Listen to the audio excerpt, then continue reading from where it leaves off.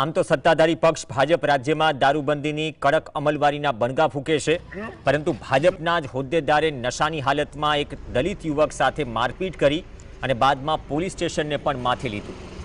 બાવડા નગરપાલિકાના કારોબારી ચેરમેન કીર્તિ ટોટા નશાની હાલતમાં બેફામ બન્યા।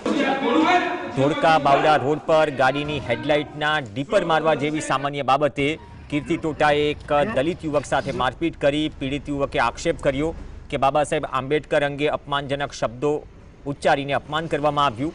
ભાજપના હોદ્દેદારની આ દાદાગીરી માત્ર રોડ પર નહીં પરંતુ પોલીસ સ્ટેશનમાં પણ જોવા મળી। ફરિયાદીના જણાવ્યા અનુસાર કીર્તિ ટોટાએ પોલીસ સ્ટેશનમાં પણ બેફામ અપશબ્દો બોલ્યા અને ફરજ પરના પોલીસ કર્મીઓ સાથે પણ ગેરવર્તન કર્યું। સત્તાધારી પક્ષના ચૂંટાયેલા પ્રતિનિધિઓ દ્વારા કાયદો અને મર્યાદાના લીરે લીરા ઉડવાની આ ઘટનાથી સ્થાનિકોમાં અને દલિત સમાજમાં ભારે રોષ જોવા મળી રહ્યો છે। બાવડા પોલીસે ડ્રંક એન્ડ ડ્રાઈવનો ગુનો દાખલ કર્યો, પરંતુ આરોપીને તાત્કાલિક કોના હિસાબે ઇશારે જામીન મળી ગયા તે પણ સવાલ ઉઠી રહ્યો છે।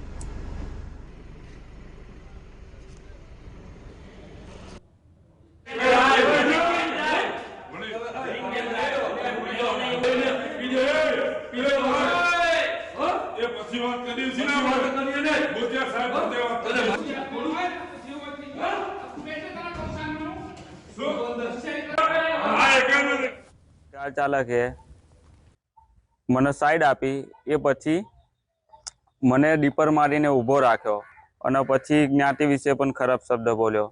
ગાડીમાં કઈ હત્યા લેવા ગયો એટલા માટે મેં બીકના મારે બાવડા પોલીસ સ્ટેશને ગાડી લાવીને ઊભી કરી દીધી। એ અજાણ્યો કાર ચાલક મારી પાછળ આવ્યો અને પોલીસ સ્ટેશનમાં આવ્યા પછી પણ મને ગુપ્ત ભાગની ઉપર લાત મારી